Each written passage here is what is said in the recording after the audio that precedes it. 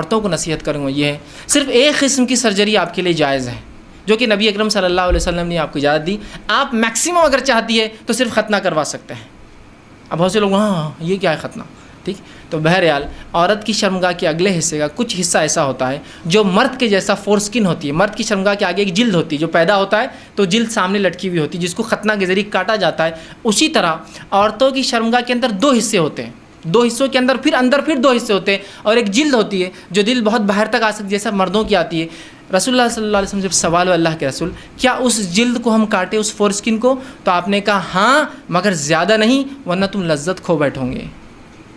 اس کو کٹ کیا جا سکتا ہے لیکن with in a certain limit, اتنا نہیں کہ اس سے لذت کھو دے. آپ لذت سمجھ آپ، اس لیے کہ وہ حصہ لذت میں کام آتا ہے، وہ حصہ سیکشول لائف کو انہانس کرتا ہے، وہ حصہ لذت دیتا ہے مرد کو بھی اور عورت کو بھی. تو کہا کر سکتی ہو لیکن اپ ٹو سرٹن لیول، بہت زیادہ نہیں، اس لیے کہ وہ لذت پھر تمہاری مار کھا سکتی. ہاں جی، صحیح بخاری میں آتا ہے کہ ابراہیم علیہ السلام نے 87 سال کی عمر میں اپنا ختنہ خود کیا تھا اور تیشے کے ساتھ. ٹھیک ہے نا جی، یعنی لکڑی کاٹنے والا جو ہوتا ہے نا اس کا، یعنی وہ بلیڈ.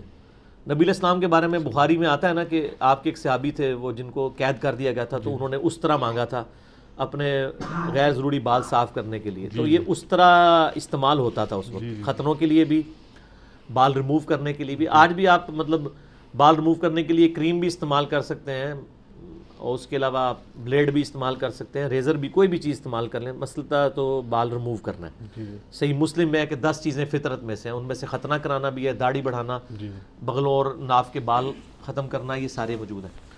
تو یعنی مسلمانوں کی تو نشانی، بلکہ تمام آسمانی مذاہب میں ختنے ہیں. کرسچن بھی کرواتے ہیں اور یہودی بھی کرواتے ہیں، مسلمان بھی کرواتے ہیں. اور کوئی غیر مسلم مسلمان ہوا ہے تو اب یہ نہیں ہے کہ مسلمان ہونے کے لیے ختنے ضروری ہیں. یہ لوگوں میں ویسے، وہ ہمارے تو پنجاب میں کہتے ہیں مسلمان ہی بیٹھا ہے. جی مسلمان ہونے کے لیے ختنہ ہونا ضروری نہیں ہے، مسلمان ہونے کے لیے مسلمان ہونا ضروری ہے. ٹھیک ہے، تو ختنے تو ایک سنت ہے، وہ ہونی چاہیے. یعنی وہ میڈیکلی بھی ایک بہتر چیز ہے، فطرت میں داخل ہے. جس حدیث میں ختنوں کا حکم ہے اسی حدیث میں داڑھی رکھنے کا بھی حکم ہے. 10 چیزیں فطرت میں سے ہیں: داڑھی بڑھانا، مونچھیں پس کرنا، ناخن کاٹنا اور ختنے کروانا. ختنوں میں سارا زور ہے، داڑھی تو ماں نہیں رکھنے دینی، کہندی ہے میں دودھ نہیں بخشاں گی. اے فقی دیکھی ہے نا، آئی فقی آئی جاندی ہے جو کہتا ہے نا ختنوں کے بغیر، اس کو پھر داڑھی کے بغیر بھی مسلمان نہیں ہو تم. اسی حدیث میں ہے، صحیح مسلم حدیث ہیں، 10 چیزیں فطرت میں سے ہیں. اور سورہ نساء کی آیت نمبر 119 ہے، وَلَآمُرَنَّهُمْ فَلَيُغَيِّرُنَّ خَلْقَ اللَّهِ. شیطان نے کہا تھا میں انسانیت کو ابھاروں گا، اے اللہ تیری بنائی ہوئی تخلیق کو بگاڑیں گے. اس کے تحت اللہ نے مرد کو داڑھی دی ہے، اس کو ریموو کرنا تو یہ تخلیق بگاڑنا ہے. تو کم از کم اتنی داڑھی ہو جسے عرف عام میں داڑھی کہا جا سکے، جیسے شاہد افریدی صاحب کی ہے. اتنی بھی اگر داڑھی ہو تو ٹھیک ہے، اور بڑی رکھیں گے تو بہتر ہے. تو ختنے یعنی سنت ہیں.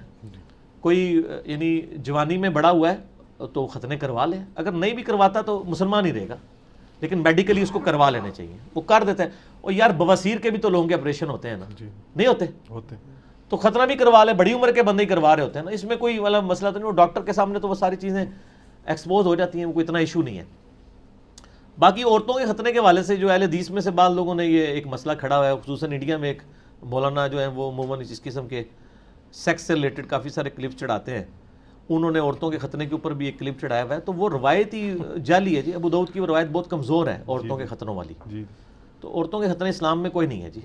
وہ روایتی جب کمزور ہے، امام ابو داؤد نے بھی اس پہ کمنٹس کیے ہیں.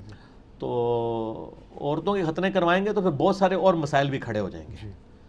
یعنی وہ عورت جو ہے وہ کنواری ہے یا شادی شدہ ہے، اس کے فرق کے پوائنٹ آف ویو سے بھی بڑے ایشوز کھڑے ہو جائیں گے. اس لیے عورتوں کے ختنے نہیں کروانے چاہیے. عرب میں اگرچہ کرواتے ہیں لوگ، یعنی ایک ٹریڈیشنل ہے، تو وہ ایک ٹریڈیشن کے طور پہ وہ ان کا چل رہا ہے. باقی اس کا کوئی دین کے ساتھ کوئی تعلق نہیں. وہ جو ابو داؤد سے حدیث پیش کرتے ہیں وہ کمزور ہے. اس لیے مسلمانوں میں عموماً یہ کنسیپٹ کوئی نہیں ہے. عرب میں چند ایک اپنا ان کا ایک ذاتی شغف ہے تو وہ چل رہا ہے. ایون امریکہ کے اندر، یورپ میں جب بچے پیدا ہوتے ہیں وہ پیدا ہوتے ہی ختنے کر دیتے ہیں. اور آپ کو پتہ ہے زخم کے لیے، یعنی یہ یوریا جو ہے نا، یہ بڑی افیکٹو چیز ہے زخم کو خراب ہونے سے بچانے کے لیے. اس لیے بچے جب وہ پیشاب کرتے ہیں نا تو وہ پیشاب کی وجہ سے زخم جلدی ٹھیک ہو جاتا ہے. لوگ تو سمجھتے ہیں پیشاب لگنے سے خراب ہوگا زخم، وہ جلدی ٹھیک ہوتا ہے. اللہ نے نیچرل ایک پروسیس رکھ دیا ہوا ہے.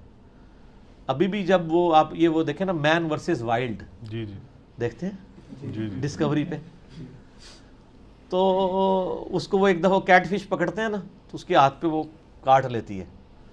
اب جنگلوں میں دوائی بھی نہیں ہے تو وہ پھر اپنے پیشاب اس کے اوپر لگاتا ہے کہ یہ اینٹی یعنی بیکٹیریل ہے یہ چیز, اور اس کو اینٹی سیپٹک ہے, خراب کرنے کے سے بچاتی ہے, جیسے کہ سرسوں کا تیل ہے. اور یہ تو یہ پرانے لوگوں کو یہ باتیں پتہ ہیں, یعنی بڑی بوڑھیوں کو پوچھے نا تو وہ بچے جب پیشاب کرتے تھے ان کا پیشاب ان کے زخم پہ مل دیتی تھی. کیوں جی اسلام صاحب ہندی ہے نا, تو یہ پوری سائنٹیفک چیز ہے, اور یعنی آج تو سائنس تصدیق کر رہی ہے نا اس کی, تو وہ اس طریقے سے.